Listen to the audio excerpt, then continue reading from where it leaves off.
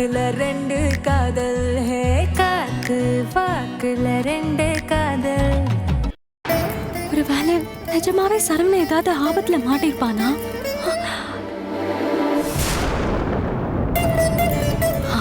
பேசாம சரவணனுக்கு கால் பண்ணி கேட்போம்.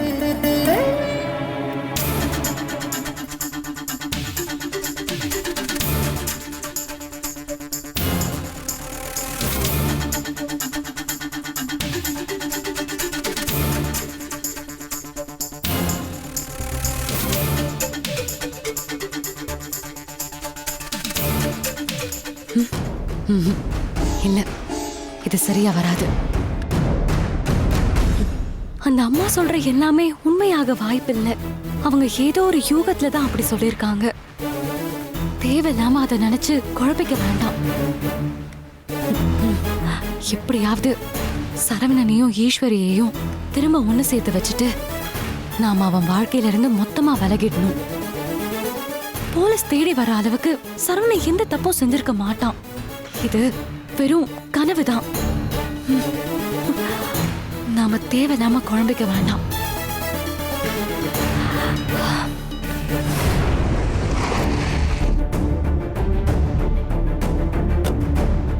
ஏய் வேணி, என்ன திமிரு இருந்தா நீ மறுபடியும் வீட்டை விட்டு ஓடி போய் சரவண வீட்டுல வந்து உட்காந்துக்குவ. உன்னை அப்படியே விட்டுருவேன்னு நினைச்சியா? இந்த வரேன்.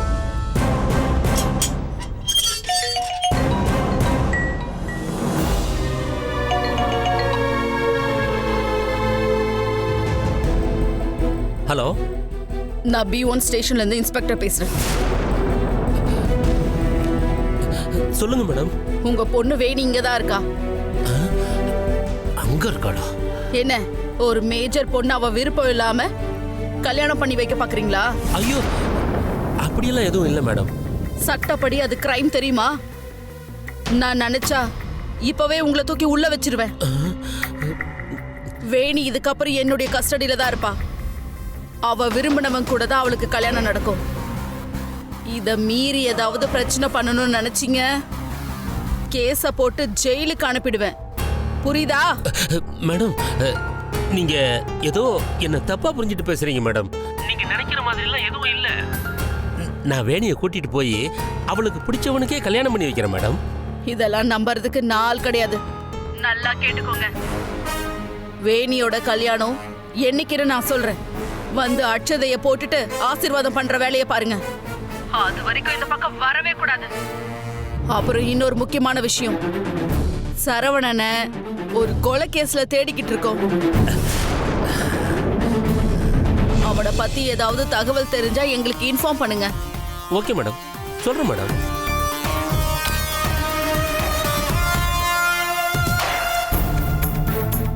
சரவண கொலைகேஸ்ல மாட்டிருக்கானா? அப்போ நம்ம வேணி விஷயத்துல இப்போதைக்கு தலையிட மாட்டான். கொஞ்ச நாள் போகட்டும், வேணியை எப்படியும் எவளிக்கு கொண்டு வந்துடுறேன். எல்லாரும் நல்லா கேட்டுக்கோங்க. அந்த சரவணன் தான் கொலை பண்ணிருக்கான்னு பேப்பர் டிவில எல்லாம் நியூஸ் கொடுங்க. அவன் போட்டோவோட எல்லா சேனல்லயும் நியூஸ் வரணும். Okay madam. எப்படியும் அவன் இந்த ஊரை விட்டு தப்பிச்சிருக்க முடியாது. அவனை நேர்ல பார்த்த யாராவது ஒருத்தர் இன்ஃபார்ம் பண்ண சொல்லி உடனே நியூஸ் கொடுங்க. Okay madam. போங்க. மா, அந்த சரவணன் சம்பந்தப்பட்ட கொலை கேஸ் ஃபைல் எடுங்க. Okay madam.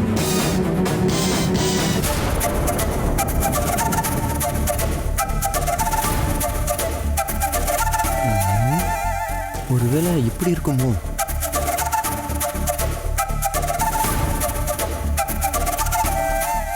அண்ணன் இப்படி ஒரு காரியத்தை பண்ணும்.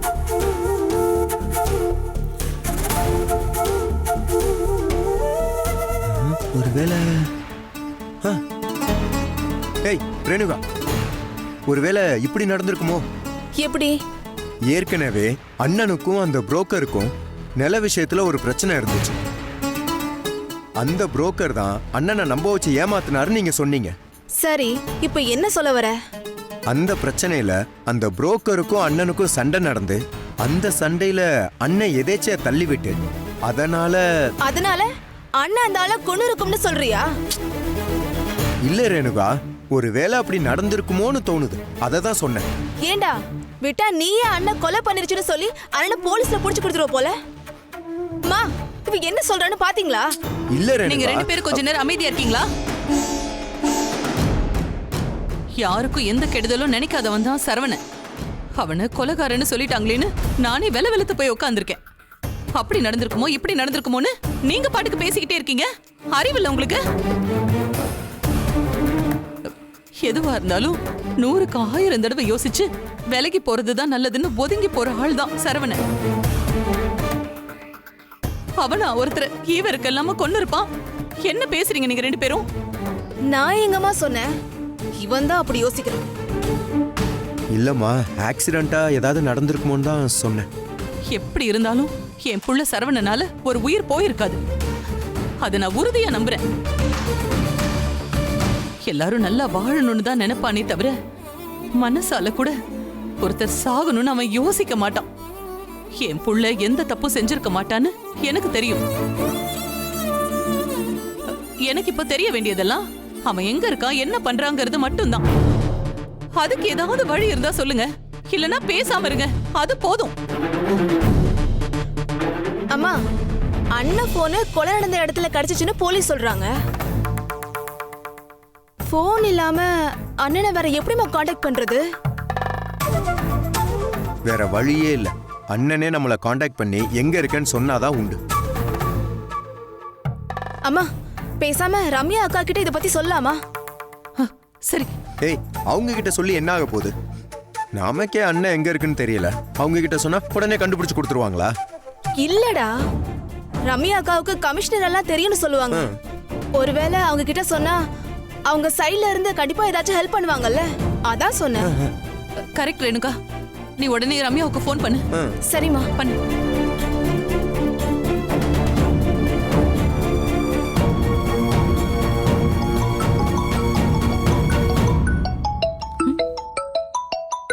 ரேணுகா. சொல்லு ரேணுகா. அக்கா அண்ணன் உங்களுக்கு ஏதாச்சும் ஃபோன் பண்ணிச்சாக்கா? சரவணனா? இல்லையே. எதுக்கு கேக்குற ரேணுகா? இல்லக்கா, அண்ணனை தேடி வீட்டுக்கு போலீஸ் வந்தாங்க. என்ன சொல்ற?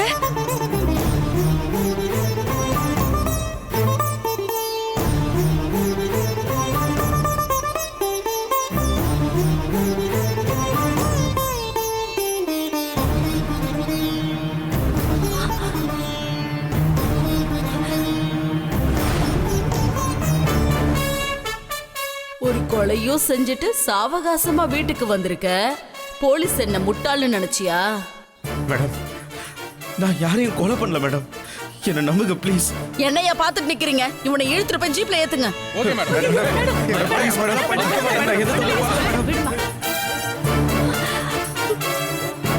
அக்கா அக்கா ரேணுகா சொல்லு. ரேணுகா போன கொடு. ரம்யா, நான் அத்தை பேசுறேம்மா. சரவண யாரையோ கொலை பண்ணிட்டான்னு போலீஸ் என்னென்னமோ சொல்றாங்கம்மா. சரவண அப்படியெல்லாம் செய்யற ஆளாமா? உனக்கே அவனை பத்தி தெரியும்ல. அவன் எங்க இருக்கான் என்ன பண்றான்னு கூட எனக்கு தெரியல. அவனுக்கு போனும் பண்ண முடியல. எங்களுக்கெல்லாம் ரொம்ப பயமா இருக்கு ரம்யா. அத்தை நீங்க பயப்படாதீங்க அத்தை.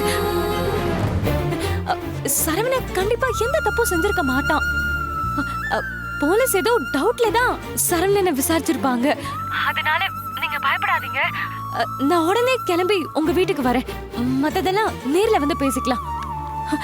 நான் இருக்கேன். நீங்க தைரியமா இருங்க. சரிம்மா. சரவண அரெஸ்ட் ஆகுற மாதிரி இப்பதான் கனவு வந்துச்சு. அது வெறும் கனவு தான் நினைச்சா அத்தை இப்படி சொல்றாங்களே.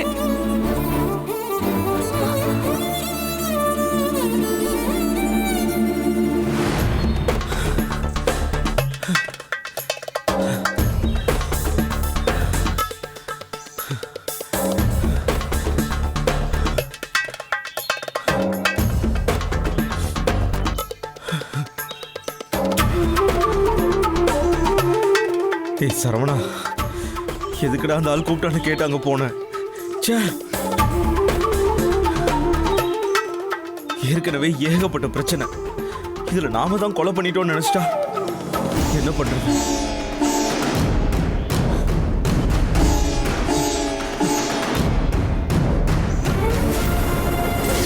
அண்ணா,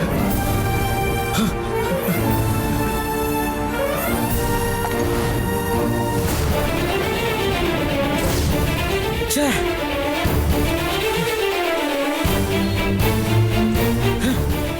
போச்சு. போன் அங்க கிடைச்சதுன்னா அதுவே பெரிய எவிடன்ஸ் ஆயிடும்.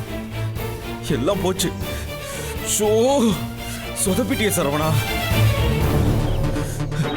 இப்ப என்ன பண்றது?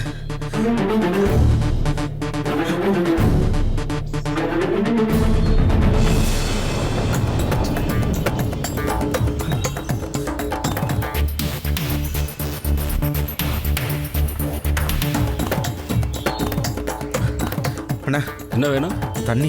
எடுத்துக்கங்க.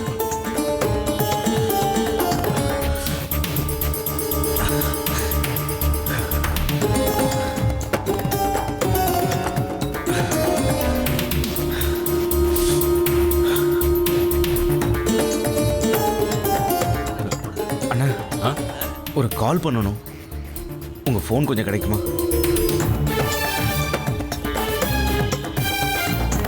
ஒரு ஆக்சிடென்ட் ஆயிடுச்சு. அதுல என் ஃபோனை மிஸ் பண்ணிட்டேனே, அதான கேட்குறேன். ப்ளீஸ், நான் ஒரு முக்கியமான கால் பண்ணணும் ப்ளீஸ். இந்தா. தேங்க்ஸ். முக்கிய செய்தி: கும்பகோணத்தில் அமைந்துள்ள பழைய காட்டன் மில்லில் ஒருவர் கொலை செய்யப்பட்டிருப்பது பரபரப்பை ஏற்படுத்தியுள்ளது. டேய், இதே வேலையா போச்சு. அவனா தூக்கிறானுங்க. அதானே, என்ன நடக்குதுன்னே தெரியல. தஞ்சாவூரை சேர்ந்த ரத்தனசாமி என்பவர் ரியல் எஸ்டேட் தொழில் செய்து வந்துள்ளார். இவருக்கும் கும்பகோணத்தைச் சேர்ந்த சரவணன் என்பவருக்கும் நில மோசடி விவகாரத்தில் தகராறு ஏற்பட்டுள்ளது. இந்த நிலையில் கும்பகோணத்தில் உள்ள பழைய காட்டன் மில்லில் ரத்தனசாமி கொலை செய்யப்பட்டிருப்பது தெரிய வந்துள்ளது. மேலும் சரவணன் தான் கொலை செய்திருப்பதாக காவல்துறையினரின் முதல்கட்ட விசாரணையில் தெரிய வந்துள்ளது.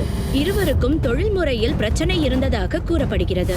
இந்த நிலையில் சரவணனை தேடும் பணியில் போலீஸ் தரப்பில் முடுக்கிவிடப்பட்டுள்ளது. சரவணனை பற்றி தகவல் தெரிந்தால் பொதுமக்கள் காவல்துறைக்கு தெரிவிக்கும்படி கேட்டுக்கொள்ளப்படுகிறது.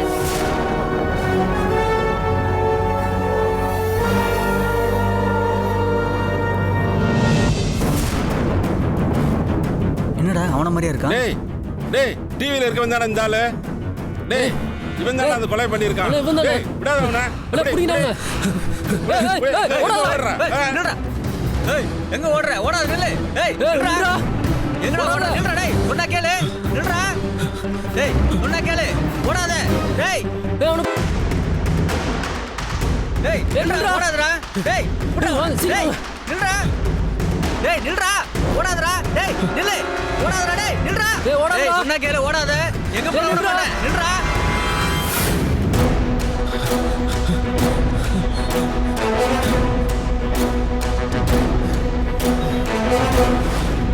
எங்க போனான்னு தெரியலையே. டேய், இந்த பக்கம் தான் போயிருப்பா. வாங்க போலாம்.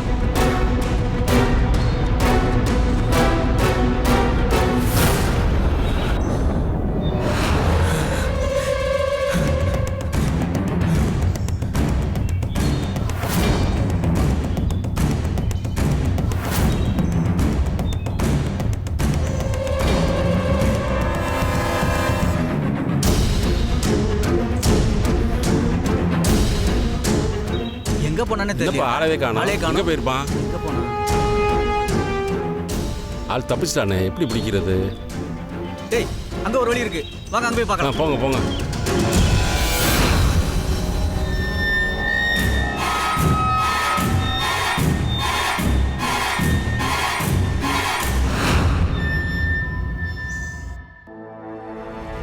மீனாட்சி, ஸ்ட்ராங்கா ஒரு காஃபி கொண்டா. முக்கிய செய்தி: கும்பகோணத்தில் அமைந்துள்ள பழைய காட்டன் மில்லில் ஒருவர் கொலை செய்யப்பட்டிருப்பது பரபரப்பை ஏற்படுத்தியுள்ளது. தஞ்சாவூரை சேர்ந்த ரத்தனசாமி என்பவர் ரியல் எஸ்டேட் தொழில் செய்து வந்துள்ளார். இவருக்கும் கும்பகோணத்தைச் சேர்ந்த சரவணன் என்பவருக்கும் நில மோசடி விவகாரத்தில் தகராறு ஏற்பட்டுள்ளது.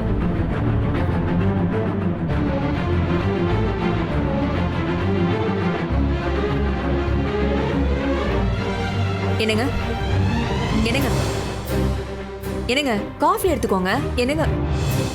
இந்த நிலையில் கும்பகோணத்தில் உள்ள பழைய காட்டன் மில்லில் ரத்னசாமி கொலை செய்யப்பட்டிருப்பது தெரிய வந்துள்ளது. மேலும் சரவணன் தான் கொலை செய்திருப்பதாக காவல்துறையினரின் முதல் கட்ட விசாரணையில் தெரிய வந்துள்ளது. இருவருக்கும் தொழில்முறையில் பிரச்சனை இருந்ததாக கூறப்படுகிறது. இந்த நிலையில் சரவணனை தேடும் பணியில் என்னங்க இது மாப்பிள்ளை பத்தி என்னென்னமோ சொல்றாங்க. தெரிவிக்கும்படி கேட்டுக்கொள்ளப்படுகிறது.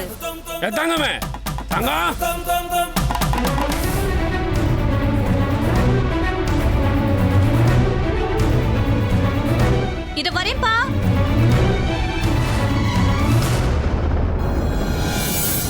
என்னப்பா இங்க வாங்க. கட்டினா இவனைத்தான் கட்டுவேன்னு ஒத்த கால நினையா வந்து அவன் லட்சணத்தை பாரு. அப்பா என்னப்பா? அங்க பாரு, அவனைத்தான் கட்டுவேன்னு ஒத்த கால நின்னல, அந்த கொலகார பாவியோட லட்சணத்தை பாரு. இந்த நிலையில் காவல்துறையினர் சரவணனை தேடும் பணியை முடுக்கிவிட்டுள்ளனர். கொலகார பாவி.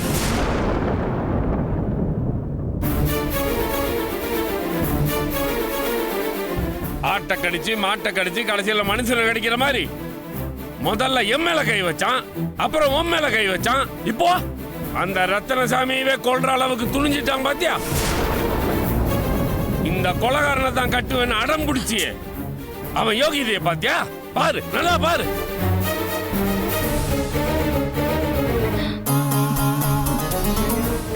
என்னங்க முழுசா எதுவுமே தெரியாம அவசரப்பட்டு பேசாதீங்க. ஏய், இன்னடி தெரியணும். அதான் டிவியில போட்டு கிளி கிளின்னு கிழிக்கிறான்ல, இன்னென்ன வெங்காயம் தெரியணும். நான் தாண்டி தப்பு பண்ணிட்டேன். இவனை பத்தி சரியா விசாரிக்காம என் பொண்ணு அவனுக்கு கட்டி வச்ச மாதிரி என் புத்திய செருப்பால் அடிக்கணும். இதுக்கெல்லாம் காரணம் அந்த ரம்யாவோட அப்பன் தான். அவன் தான் அந்த பையன் ரொம்ப நல்லவன், அவனுக்கு கட்டி கொடுத்த அவங்க பொண்ணு நல்லா வாழ்வான்னு பொய் சொல்லிட்டான். சரி, இப்பதானே தெரியுது இவன் ஒரு கொலகார பாவின்னு. என்னங்க நீங்க இன்னும் எதுவும் சரியா தெரியல. அதுக்குள்ள நீங்களா ஏதாவது முடிவு பண்ணி மாப்பிள்ளைய கொலகாரன்னு சொல்லாதீங்க. ஒரு கொலை செஞ்சவனை கொலகாரன் சொல்லாம வேற என்னடி சொல்லுவாங்க? அவனுக்கு தான் கோவம் வந்தா தலைகால் புரியாதுல்ல. கட்டின பொண்டாட்டி பொண்ணு கொடுத்த மாமனான்னு கூட பார்க்காம யார் மேல வேணாலும் கை நீட்டுவான்ல. அதே மாதிரி தான் இப்ப ரத்தனசாமியை கொண்டு இருக்கான். இல்லனா அவன் தான் கொலை பண்ணிருக்கான், அவனை தேடுறவனு டிவியில நியூஸ் வருமா? அம்மாடி ஈஸ்வரி, இந்த கொலைய மாப்பிள்ளை செஞ்சிருக்க மாட்டாரு. உனக்கு மாப்பிள்ளை பத்தி தெரியும்ல, அவர் எப்படிமா இதை செஞ்சிருப்பாரு? அவசரப்பட்டு மாப்பிள்ளைய தப்பா நினைச்சிராதம்மா. மா, நீ கொஞ்சம் சும்மா இருக்கியா?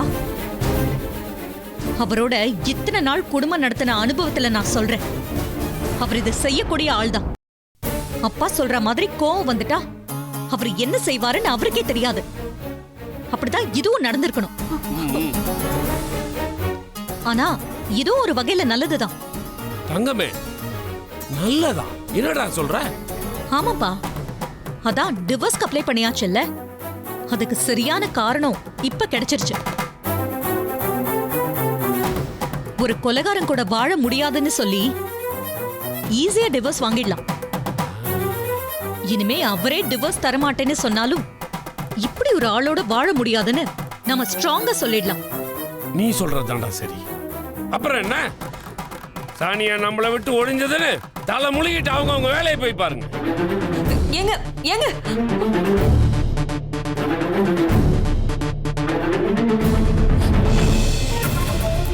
ஈஸ்வரி, கோவத்துல தப்பு தப்பா முடிவெடுக்காதடி. சொன்னா கேளுடி. ஒருத்தரை கொலை செய்யற அளவுக்கு மாப்பிள்ள ஒரு நாளும் போக மாட்டாருடி. எனக்கு என்னவோ இதுல தப்பு நடந்திருக்குமோன்னு தோணுது. இது பாருமா, நீ தேவையில்லாம அவருக்கு சப்போர்ட் பண்ணி என்கிட்ட வாங்கி கட்டிக்காத. அவரு கொலை செஞ்சிருக்காரோ இல்லையோ, என்னால இனிமே அவரோட சேர்ந்து வாழ முடியாதுங்கிற முடிவு பண்ணியாச்சு. அத மாத்த முடியாது. ஈஸ்வரி, ஈஸ்வரி, ஈஸ்வரி.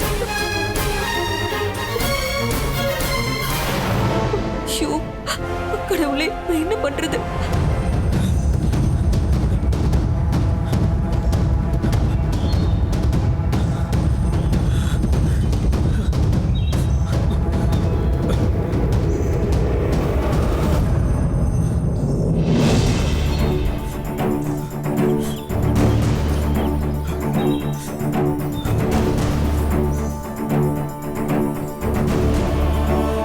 நியூஸ்ல போட்டோ போட்டு நான் தான் கொலைகாரன்னு சொல்ல ஆரம்பிச்சிட்டாங்க. இப்போ நான் தான் கொலை பண்ணிருக்கேன்னு எல்லாரும் நினைக்க ஆரம்பிச்சிருவாங்களே. ஐயோ, இப்போ என்ன செய்வேன்?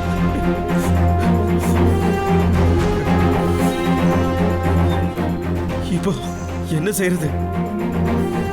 நான் கொலை பண்ணலன்னு இப்ப எப்படி நிரூபிக்கிறது?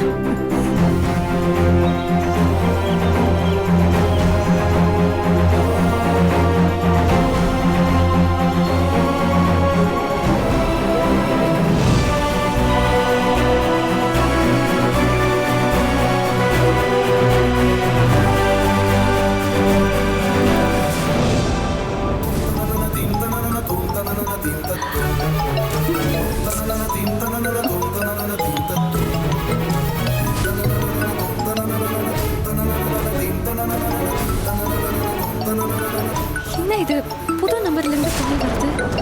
ஒருவேளை கஸ்டமர் கேரா இருக்குமோ? ச்சே.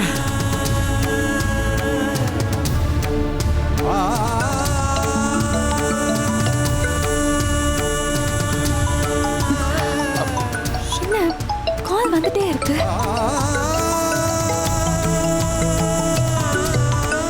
ரம்யா, எடு ரம்யா.